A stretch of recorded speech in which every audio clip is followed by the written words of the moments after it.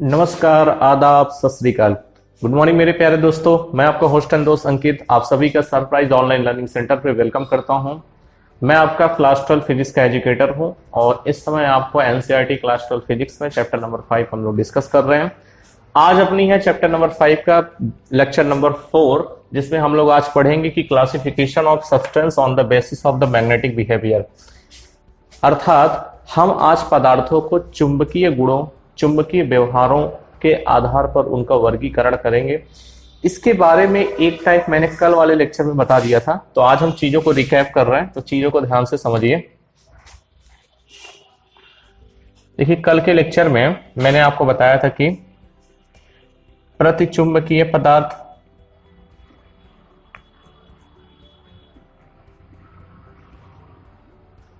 प्रतिचुंबकीय पदार्थ जिसको इंग्लिश में क्या कहेंगे, डायामैग्नेटिक सब्सटेंस, डायामैग्नेटिक सब्सटेंस। दूसरा होता है पैरामैग्नेटिक सब्सटेंस जिसको हम कहते हैं अनुचुंबकीय पदार्थ।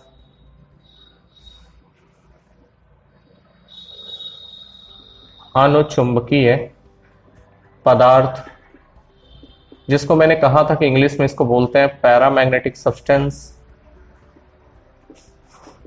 Paramagnetic substance. और तीसरा होता है लौह चुंबकीय पदार्थ, लौह चुंबकीय पदार्थ जिसको हम कहते हैं फेरोमैग्नेटिक सब्सटेंस, फेरोमैग्नेटिक सब्सटेंस। ठीक है, जिसमें कल के अगर आप लास्ट वाला लेक्चर देखेंगे तो वहां पे हमने बताया था कि प्रतिचुंबकीय पदार्थ मतलब डायामैग्नेटिक जो सब्सटेंस होती हैं, इसको बताया था कि जब आप इनको चुंबकीय क्षेत्र में रखते हैं तो बिल्कुल जरा सा चुंबकित होते हैं, मतलब ना के समान ही चुंबकित होते हैं। इन पे कोई परमानेंट मैग्नेट का कोई विशेष प्रभाव नहीं होता। कुछ एग्जाम्पल मैंने बताए थे, जैसे आपका जिंक होता है और आपका H2O बताया था, NaCl बताया था। कई सारे एग्जाम्पल हमने यहाँ पे डिस्कस किया था। आज जो हम पढ़ने वाले हैं उसका नाम है अनुचुंबकीय पदार्थ जिसको कहते हैं पैरामैग्नेटिक सब्सटेंस। इसके बारे में आज हम लोग विधिवत चर्चा करेंगे। तो आप लोग इसको बना लीजिए, हेडिंग लगा लीजिए आप लोग, अनुचुंबकीय पदार्थ। आज की हेडिंग क्या है? अनुचुंबकीय पदार्थ।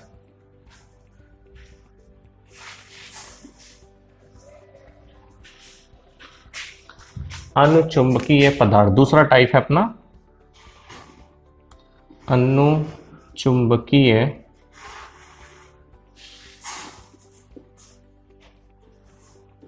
पदार्थ, पैरामैग्नेटिक सब्सटेंस, पैरामैग्नेटिक सब्सटेंसेस। देखिए क्या होती हैं पैरामैग्नेटिक सब्सटेंसेस, क्या होती हैं इनको समझते हैं एक बार।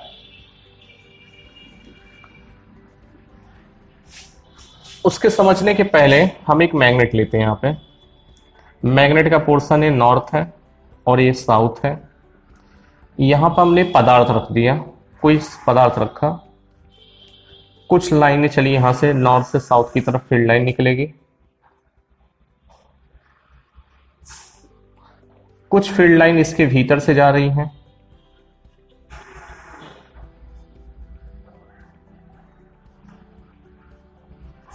देखिए यहां पे। और ये पूछा जाए पदार्थ कैसा है तो आप कहेंगे अनुचुंबकीय। इसकी परिभाषा मैं आपको बता रहा हूं कैसे हम इसको समझ बनाते हैं। अनुचुंबकीय पदार्थ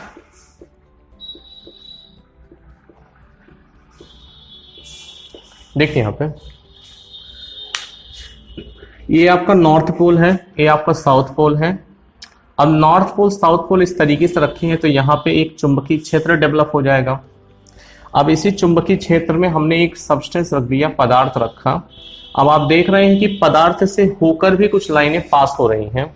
अगर आप डायग्राम को ध्यान से देखेंगे कि इससे भी लाइनें पास हो रही हैं, तो इसका मतलब ये हो गया कि ऐसे पदार्थ जब आप चुंबकीय क्षेत्र में रखें और पदार्थ भी थोड़ा बहुत चुंबकित हो जाए, वो भी चुंबक की दिशा में अलाइन हो जाए, तो ऐसे पदार्थ को हम कहते हैं चुंबकीय पदार्थ, अनुचुंबकीय पदार्थ कहते हैं।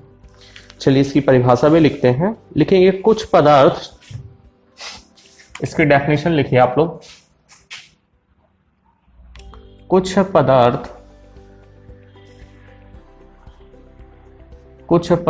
चुंबकीय क्षेत्र में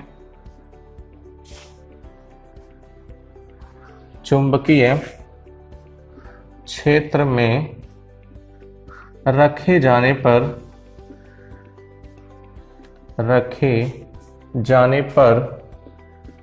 चुंबकीय क्षेत्र में रखे जाने पर क्षेत्र की ही दिशा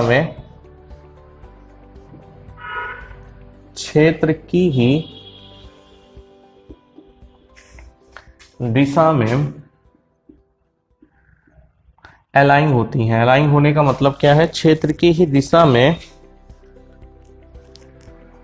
मामूली से चुंबकित हो जाते हैं। क्षेत्र की दिशा में ही मामूली से चुंबकित हो जाते हैं।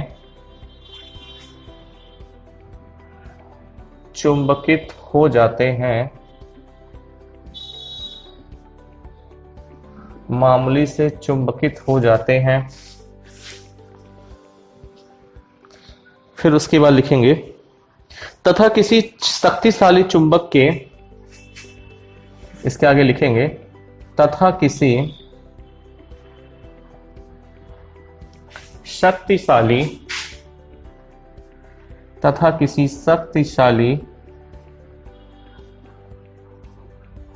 चुंबक के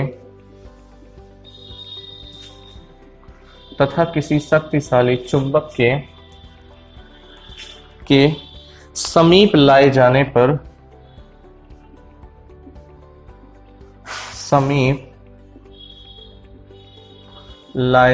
पर शक्तिशाली चुंबक के समीप लाए जाने पर कुछ, या आकर्षित करें, शक्तिशाली चुंबक को आप ले जाएंगे, लाए जाने पर सिरे की ओर आकर्षित करते हैं। लाए जाने पर सिरों की ओर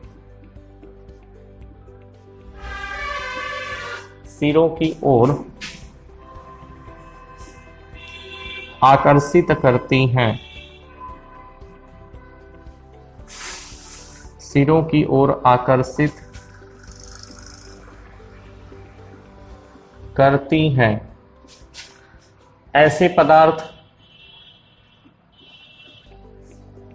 ये डेफिनेशन लिखिए भैया, बहुत इंपॉर्टेंट है आपके एग्जामिनेशन पॉइंट ऑफ व्यू से। Definition is very important. ऐसे पदार्थ अनुचुंबकीय, ऐसे पदार्थ क्या कहलाते हैं? अनुचुंबकीय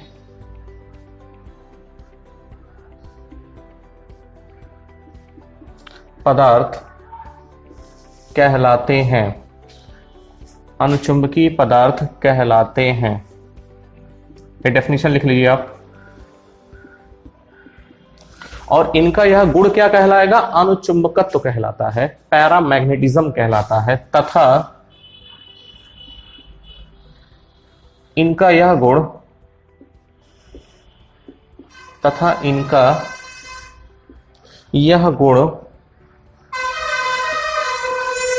अनुचुंबकत्व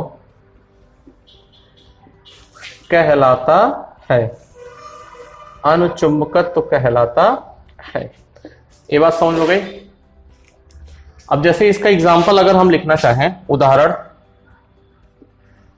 अगर हम पैरामैग्नेटिक सब्सटेंस के उदाहरण अगर देना चाहें, तो इसके लिए एग्जाम्पल आप लिख सकते हैं एल्युमिनियम, एल्युमिनियम हो गया, sodium, platinum, etc. Aluminium, sodium, platinum, etc इसके क्या है? उदाहरण है। आप इसका एक बार स्क्रीनशॉट लीजिए, फिर हम आगे बढ़ते हैं। इसका स्क्रीनशॉट ले लो आप लोग। फिर उसके बाद हम लोग बढ़ेंगे तीसरे पॉइंट पे। तीसरा जो प्रकार है अपना,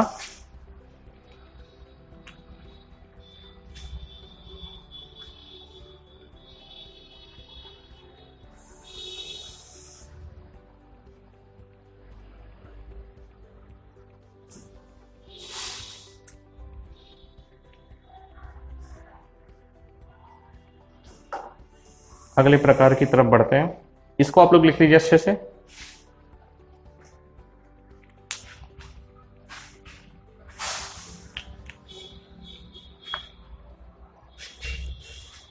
चलिए अब पढ़ेंगे हम फेरोमैग्नेटिक सब्सटेंस को।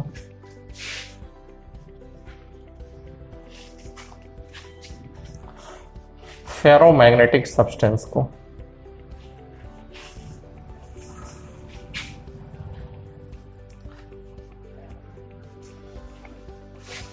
चलिए हेडिंग लगा दीजिए।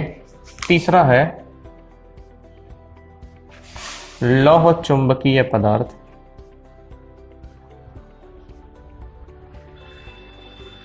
लौह चुंबकीय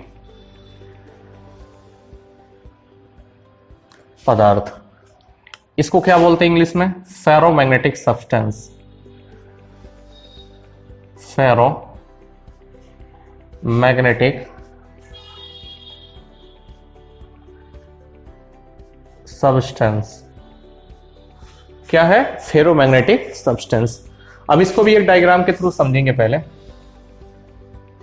आपने एक नॉर्थ पोल लिया, साउथ पोल लिया। देखिए डायामैग्नेटिक में क्या हुआ था, जब हम पहला पढ़े थे प्रतिचुंबकीय, जब पदार्थ रखा था चुंबकीय क्षेत्र में, तो फील्ड लाइन जो होती है, चुंबकीय बल रेखाएं जो होती हैं, उस पदार्थ से होकर बिल्कुल नहीं जाती थी। लेकिन पैरामैग्नेटिक में, मतलब अनुचुंबकीय वाले में, हमने देखा कि कुछ फील्ड लाइन उससे भी होकर गुजर रही हैं। लेकिन अब हम पढ़ रहे हैं फेरोमैग्नेटिज्म। फेरोमैग्नेटिक मतलब लौह चुंबकीय, तो इससे बहुत सारी लाइनें पदार्थ से होकर निकलती हैं। जैसे देखिए यहां पे हमने एक पदार्थ रख दिया, ठीक है, तो कुछ लाइनें बाहर से चली जाएंगी, लेकिन कुछ लाइनें ऐसी होंगी जो पदार्थ से होकर की जाएंगी, और बहुत सारी लाइनें जाती हैं यहां से, और जबरदस्त तरीके से क्या हो जाता है, ये काफी स्ट्रांगली मैग्नेटाइज हो जाती हैं, काफी बलपूर्वक चुंबकित हो जाती हैं, ठीक। और ये पदार्थ हमारा क्या है? लौह चुंबकीय पदार्थ। लौह चुंबकीय पदार्थ। लौह चुंबकीय पदार्थ। अब देखिए बच्चों, इसको समझेंगे कैसे? समझना यह है कि जैसे मान लीजिए कोई लौह चुंबकीय पदार्थ है, अब इसको किसी हमने चुंबकीय क्षेत्र वाले क्षेत्र में रख दिया, तो क्या होगा कि इस पदार्थ से बहुत सारी लाइनें, मतलब जो फील्ड लाइन निकल रही हैं, जो चुंबकीय बल रेखाएं निकल रही हैं, वो इससे बहुतायत संख्या में निकलना प्रारंभ करती हैं, और ये पदार्थ बिल्कुल स्ट्रांगली मैग्नेटाइज होता है, मतलब प्रबल चुंबकित हो जाता है, ठीक है। ऐसे पदार्थ जैसे एग्जांपल अगर आप देखोगे, निकेल होता है, आयरन होते हैं, बहुत ही ज्यादा मतलब मैग्नेटाइज हो जाते हैं। अब इसको डेफिनेशन कैसे देंगे हम, आइए इस बात को देखते हैं। लिखेंगे कुछ पदार्थ, लिखेंगे डेफिनेशन को,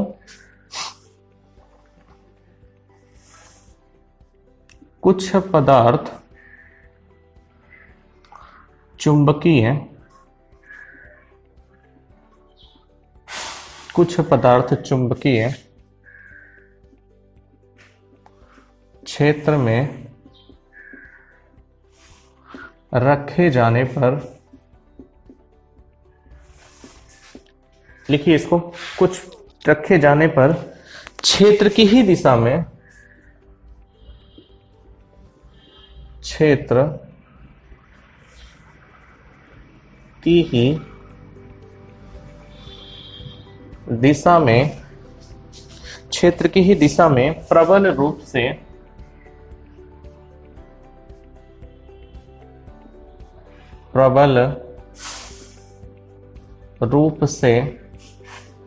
क्या होते हैं? प्रबल रूप से चुंबकित हो जाते हैं।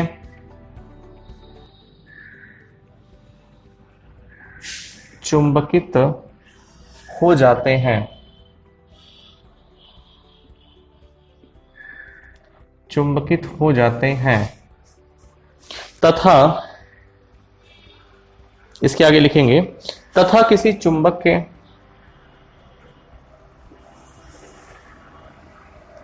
तथा किसी चुंबक के सिरों समीप सिरों के समीप सिरों के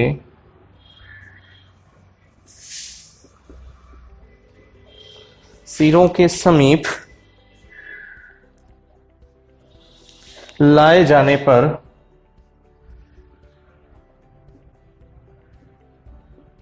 लाए जाने पर सिरों की ओर तेजी से आकर्षित होते हैं। सिरों की ओर तेजी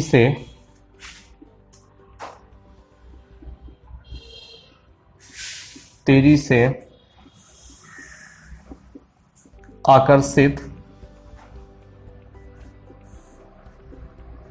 होते हैं। ऐसे पदार्थ, इसको लिख लीजिए आप लोग, ऐसे पदार्थ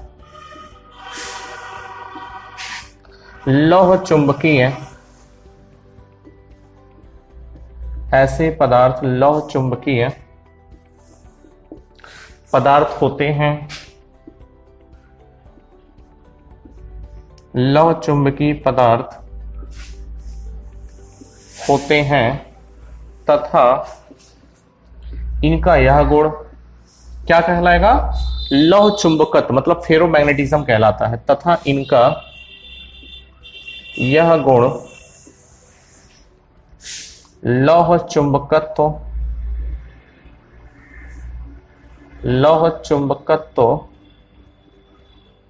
कहलाता है। लौह चुंबकत्व कहलाता है।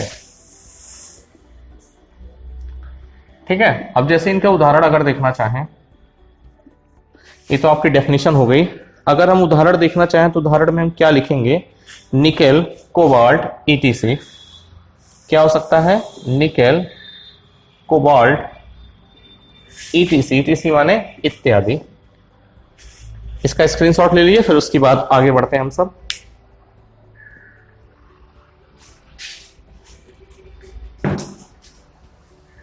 स्क्रीनशॉट ले लीजिए आप लोग।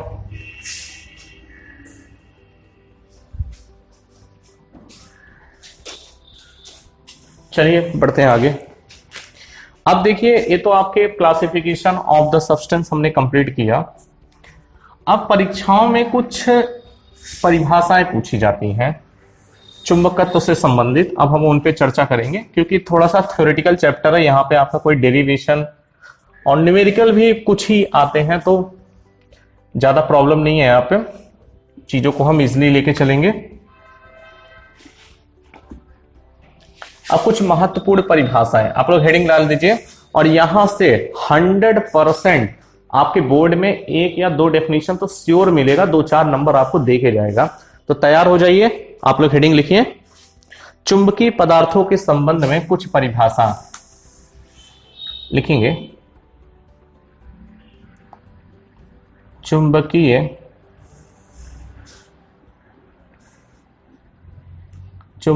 पदार्थ के संबंध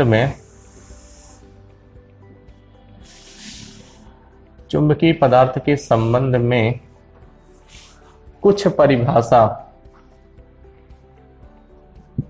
कुछ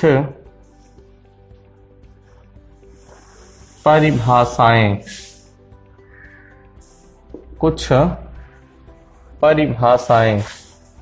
देखिए, कुछ डेफिनेशन हमें पढ़ना है जो 100% आपके बोर्ड एग्जाम में, मतलब डेफिनेटली आएगा। आप यहां पे लिख लो, 100% एग्जाम में जरूर आएगा। एग्जाम में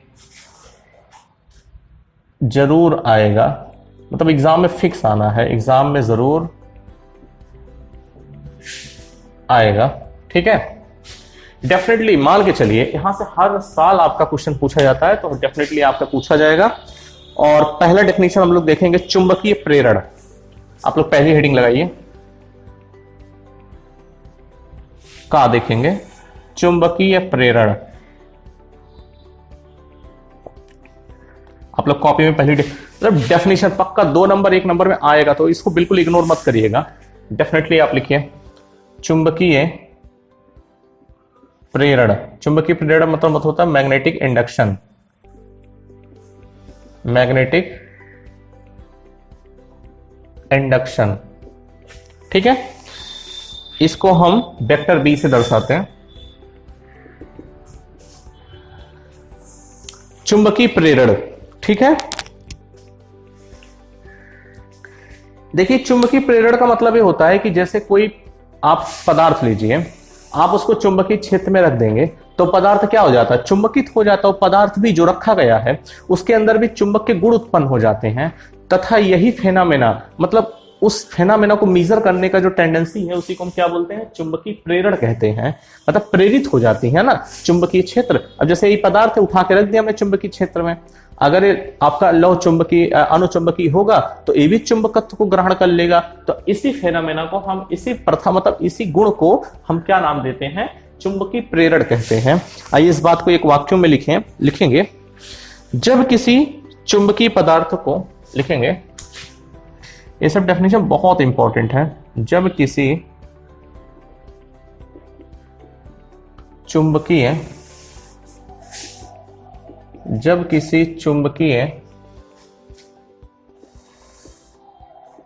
पदार्थ को किसी बाह्य चुंबकीय क्षेत्र में, किसी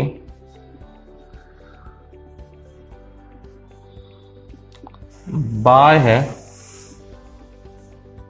चुंबकीय क्षेत्र में, किसी बाह्य चुंबकीय क्षेत्र में, इसको लिखिए भाई, इसीलिए मैं आपको लिखवा रहा हूं, इतनी मेहनत आप ही लोग के लिए है। रखा जाता है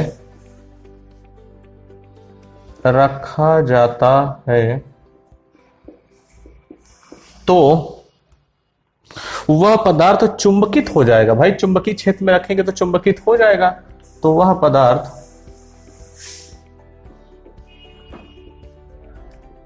चुंबकित हो जाता है, वह पदार्थ चुंबकित हो जाता है, वह पदार्थ क्या हो जाएगा, चुंबकित हो जाता है। अब आगे लिखेंगे, इस प्रकार उत्पन्न चुंबकत्व को, इस प्रकार उत्पन्न चुंबकत्व को चुंबकीय प्रेरण, चुंबकीय प्रेरण कहते हैं। क्या कहते हैं, चुंबकीय प्रेरण कहते हैं। तथा इस घटना को, इस चुंबकीय प्रेरकत्व कहते हैं। एक मिनट रुक जाइए, उत्पन्न चुंबकत्व को क्या बोलेंगे, चुंबकीय चुंबकत्व को इस प्रकार उत्पन्न, यहां से लिखेंगे, इस प्रकार उत्पन्न चुंबकत्व को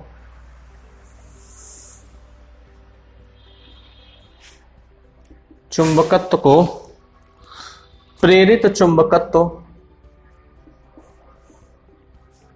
प्रेरित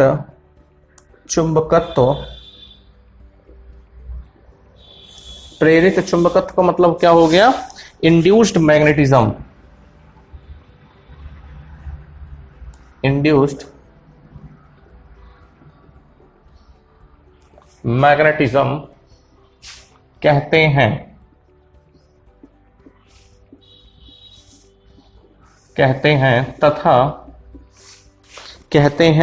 तथा इस घटना को चुंबकीय प्रेरण कहते हैं, तथा इस घटना को चुंबकीय प्रेरण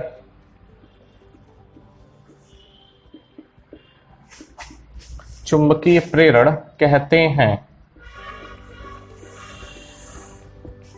ठीक है, और इसको किससे दर्शाते हैं हम? वेक्टर बी से दर्शाया जाता है। इस बात को भी आप लोग ध्यान रखें। डेफिनेशन लिख लीजिए भाई, बहुत बार पूछा गया है, लगभग सालों में 1-2 डेफिनेशन आते फिक्स है यहां से। 2 डेफिनेशन से और अब मान के चलो, स्क्रीनशॉट ले लो आप लोग।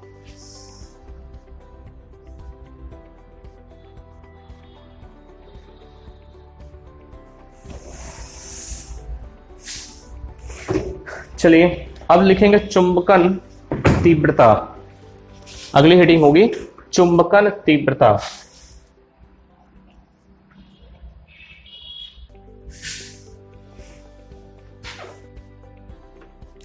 चुंबकन तीव्रता।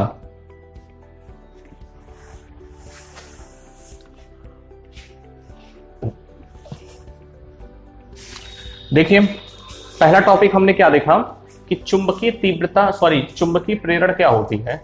चुंबकीय प्रेरण यह है कि जब कोई पदार्थ किसी चुंबकीय क्षेत्र में रखा जाता है तो पदार्थ भी क्या हो जाती है, चुंबकत्व, तो मतलब उस पदार्थ में क्या हो जाती है, चुंबकित हो जाती है पदार्थ। तो उस पदार्थ में जो चुंबकत्व उत्पन्न होता है उसको प्रेरण चुंबकत्व कहते हैं, जिसको इंड्यूस्ड ईएमएफ कहते हैं। और एक पूरी घटना क्या कहलाती है, चुंबकीय प्रेरण। पिछला पढ़ लिया, लेकिन अब जो हम पढ़ने वाले हैं उसका नाम है चुंबकन तीव्रता। चुंबकन तीव्रता का मतलब है कि किस सीमा तक चुंबकन हुआ है। बात समझिए, मतलब उसको मीजर करने की इकाई है। मतलब इसको हम यहाँ पे कोई फॉर्मूला हमने नहीं पढ़ा। अगर आपने चुंबकीय प्रेरण पढ़ा उसका फॉर्मूला नहीं है, लेकिन उसको अगर आपको चुंबकीय प्रेरण को कैलकुलेट करना है, मीजर करना है कि किस सीमा तक हुआ है, चुंबकीय प्रेरण किस सीमा तक उत्पन्न हुआ है, इस चीज को मापने की इकाई होती है चुंबकन तीव्रता। वही पढ़ने जा रहे हैं अब। तो दूसरा क्या है आपका, चुंबकन तीव्रता। खा लिखेंगे दूसरा,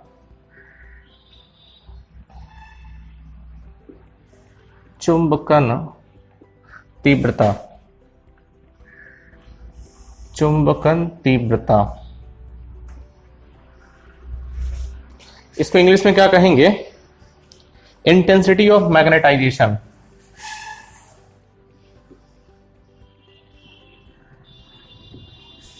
इंटेंसिटी ऑफ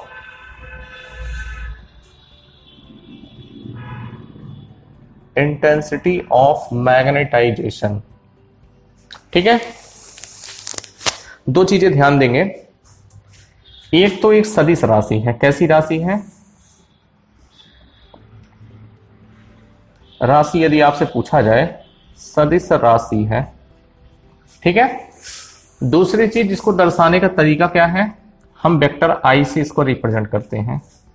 ठीक, एक क्या बताया हमने आपको, अगर आपसे पूछा जाए कि चुंबकन तीव्रता इंटेंसिटी ऑफ मैग्नेटाइजेशन कैसी क्वांटिटी है, तो आप कहेंगे सदिश राशि है, और दर्शाने का तरीका क्या होता है, वेक्टर आई होता है। ये बताती है, मतलब एक ऐसी भौतिक राशि है जो आपको यह बताएगा कि किस सीमा तक चुंबकन हुआ है।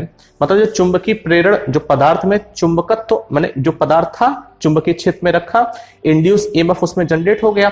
अब वो इंड्यूस ईएमएफ किस सीमा तक हुआ है उसको हम मैथमेटिकली अगर कैलकुलेट करेंगे तो उस कॉन्सेप्ट, मतलब उस फॉर्मूला या उस फिजिकल क्वांटिटी का जो नाम है उसको क्या बोलेंगे, चुंबकन तीव्रता, जिसको हम कहते हैं इंटेंसिटी ऑफ मैग्नेटाइजेशन। आइए इस बात को समझते हैं।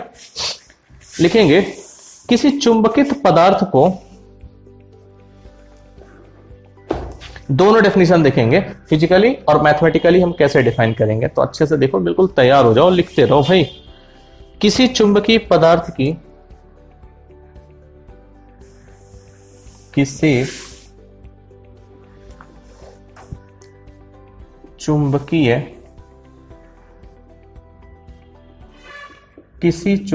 पदार्थ की, किसी चुंबकीय पदार्थ की चुंबकन तीव्रता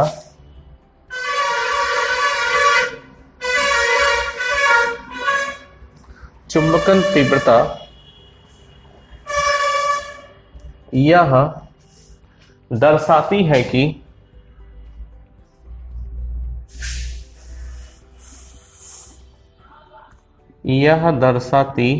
है कि क्या दर्शाती है, लिखेंगे, यह दर्शाती है कि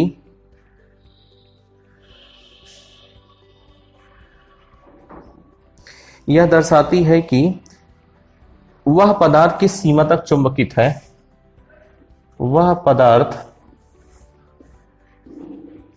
किस सीमा तक, किस सीमा तक चुंबकित है,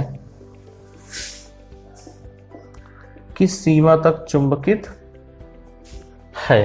ठीक है, अब इसको मैथमेटिकली कैसे डिफाइन करेंगे, तो लिखेंगे चुंबकीय तीव्रता, आगे लिख लीजिए इसी के, चुंबकीय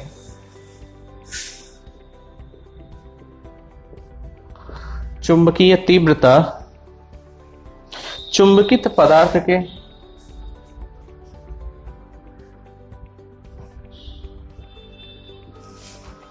चुंबकित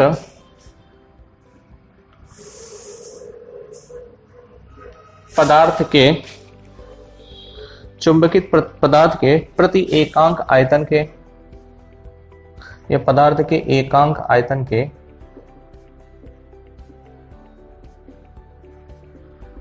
एकांक आयतन के चुंबकीय आघूर्ण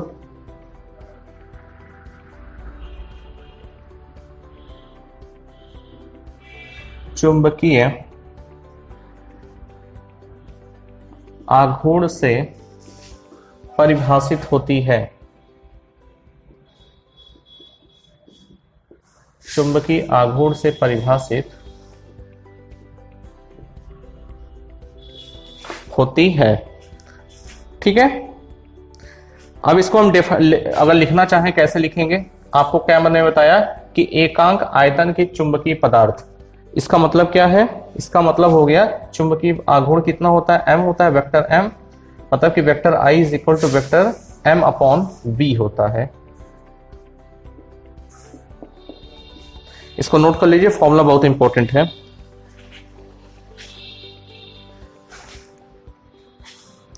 अगर आपसे इसका यूनिट पूछा जाए, यूनिट, तो कितना होता है, ampere per metre, ampere per metre होता है इसका यूनिट। ठीक है, क्या होता है, एम्पियर पर मीटर। ठीक, इसको लिख लीजिए आप लोग, स्क्रीनशॉट ले लीजिए, उसके बाद आते हैं अगले टॉपिक पे बढ़ते हैं।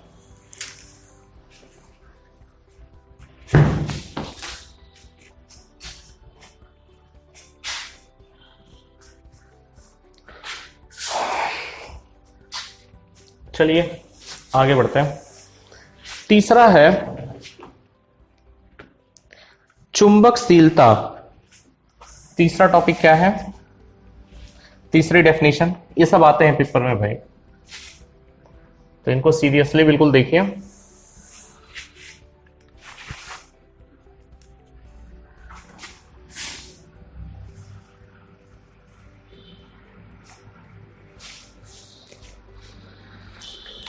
तीसरा क्या है, तीसरा हम पढ़ेंगे, तीसरा का एक, तीसरा देखिए चुंबकीय तीव्रता है। तीसरा हम पढ़ेंगे चुंबकीय तीव्रता। ठीक है, मैग्नेटिक इंटेंसिटी, माने इसको वेक्टर H से लिखाते हैं, क्या बोलते हैं इसको, मैग्नेटिक इंटेंसिटी। चलिए पहले इसको डेफिनेशनली हम समझते हैं आखिर है क्या। बाय डेफिनेशन इसको देखेंगे तो लिखिए बच्चों, लिखिए जब कोई पदार्थ किसी बाह्य चुंबकीय क्षेत्र में रखा जाता है, जब कोई पदार्थ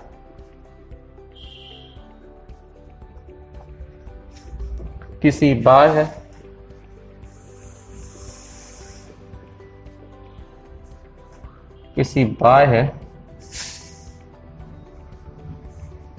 चुंबकीय, किसी बाह्य चुंबकीय क्षेत्र में रखा जाता है, क्षेत्र में रखा जाता है, रखा जाता है तो वह चुंबकित हो जाता है, तो वह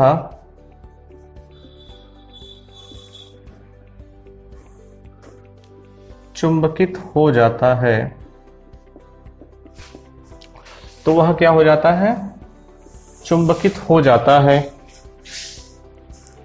चुंबकित पदार्थ के भीतर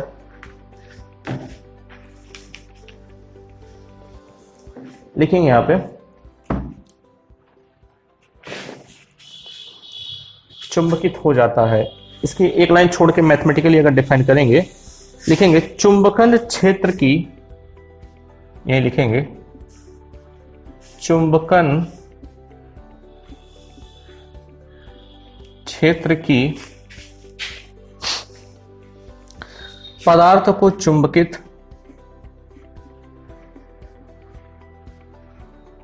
पदार्थ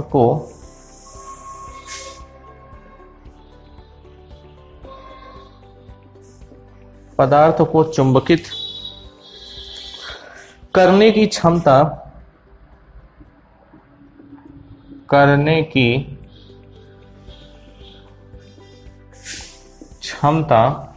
वेक्टर आई, चुंबकित करने की क्षमता, एक मिनट, एक वेक्टर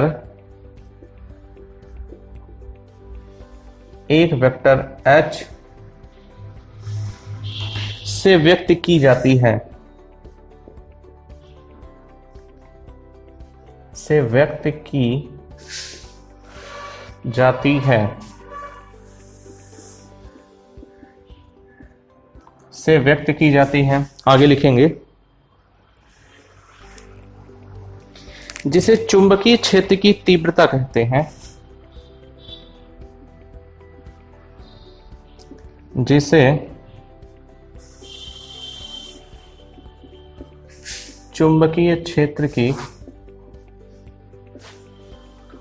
तीव्रता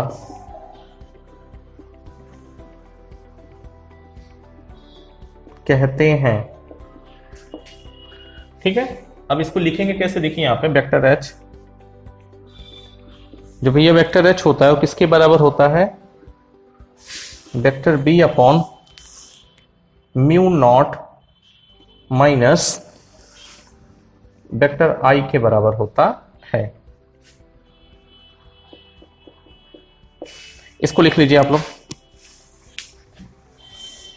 इसको लिख लीजिए, स्क्रीनशॉट ले लीजिए, उसके बाद आगे बढ़ रहे हैं।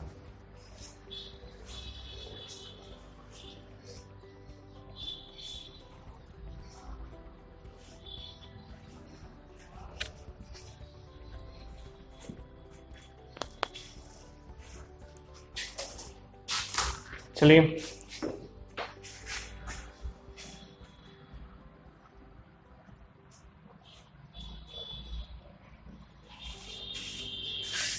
अब इसके बाद हम देखते हैं यहाँ पे चुंबकशीलता। चौथा जो अपना पॉइंट है, चौथा लिखेंगे, हेडिंग लगा लीजिए चुंबकशीलता।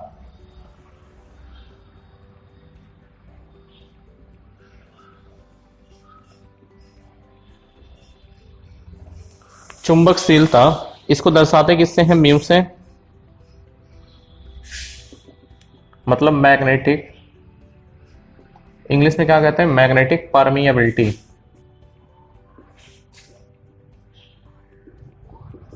मैग्नेटिक परमिएबिलिटी कहते हैं। क्लियर है? अब देखिए इसको हम कैसे डिफाइन करेंगे, इसको मैथमेटिकली आपको डेफिनेशन दे रहे हैं। यहां पे लिखेंगे चुंबकित पदार्थ के भीतर, लिखिए पहले इसकी डेफिनेशन को,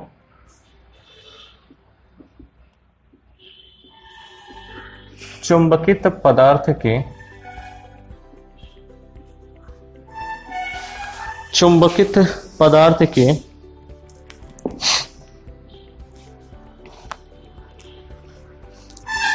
लिखेंगे चुंबकीय पदार्थ के भीतर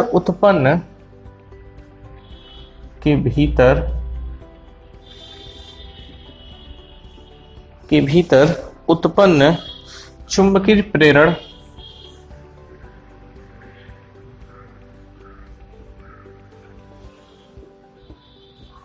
चुंबकीय प्रेरण वेक्टर बी तथा चुंबकन क्षेत्र की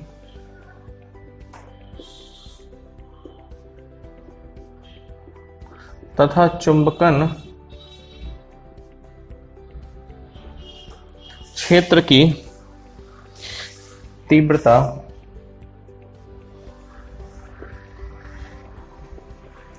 चुंबकन क्षेत्र की तीव्रता वेक्टर H की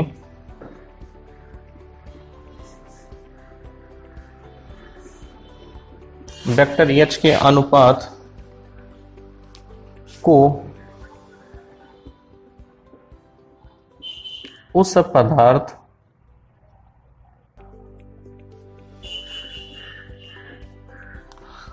पदार्थ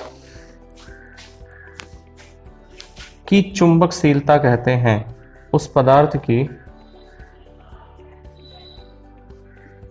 चुंबकशीलता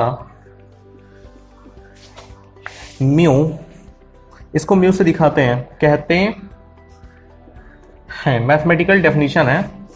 मतलब अगर हमें म्यू निकालना है तो म्यू निकालने का सीधा फॉर्मूला होता है mu is equal to b upon h. Mu is equal to b upon h. अगर इसकी यूनिट आप लिखना चाहें एसआई यूनिट,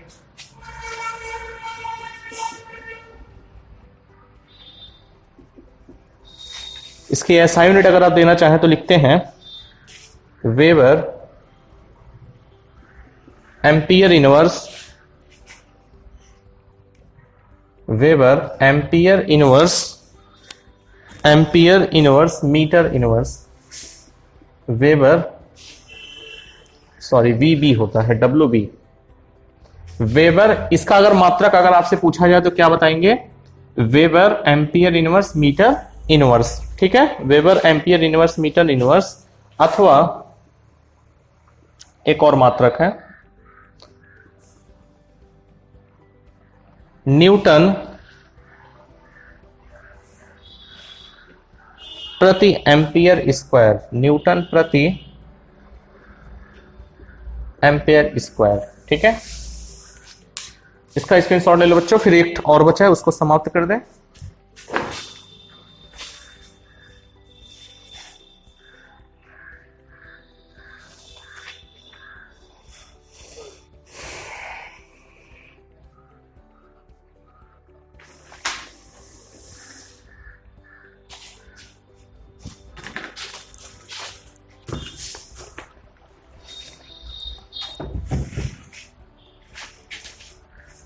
चलिए देखिए, यहां पे एक और बचा है।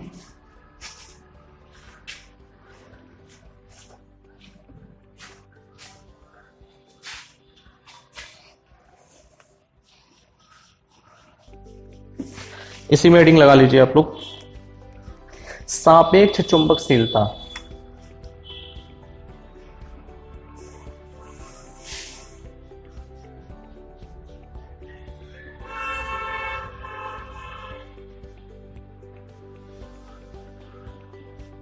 सापेक्ष चुंबकशीलता, इसको कहते हैं रिलेटिव परमिएबिलिटी। क्या बोलते हैं? Relative magnetic permeability.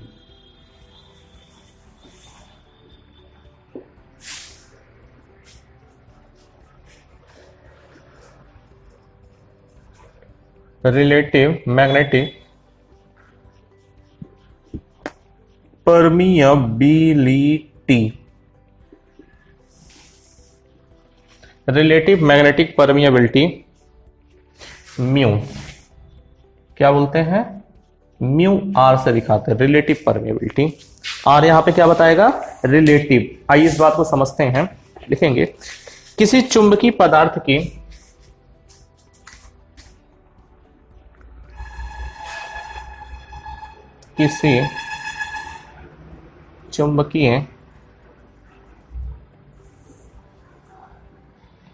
किसी चुंबकीय पदार्थ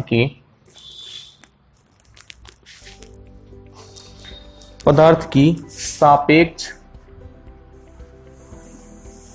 चुंबकीय पदार्थ की सापेक्ष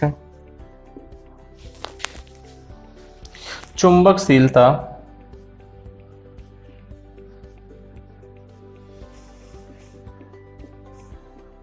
सापेक्ष चुंबकशीलता पदार्थ की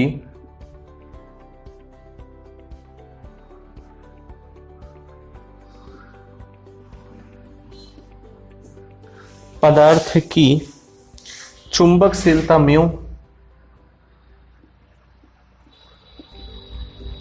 अनुपात होता है पदार्थ की चुंबकशीलता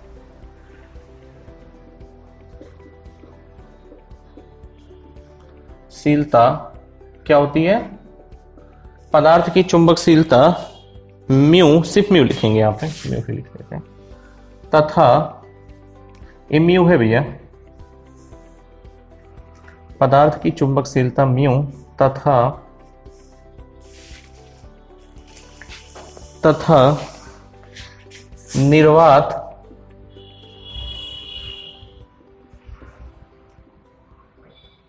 ब्रैकेट में वायु तथा निर्वात वायु की चुंबकशीलता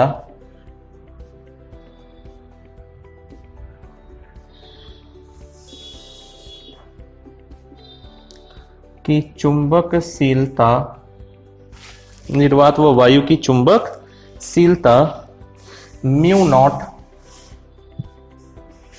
का अनुपात होता है।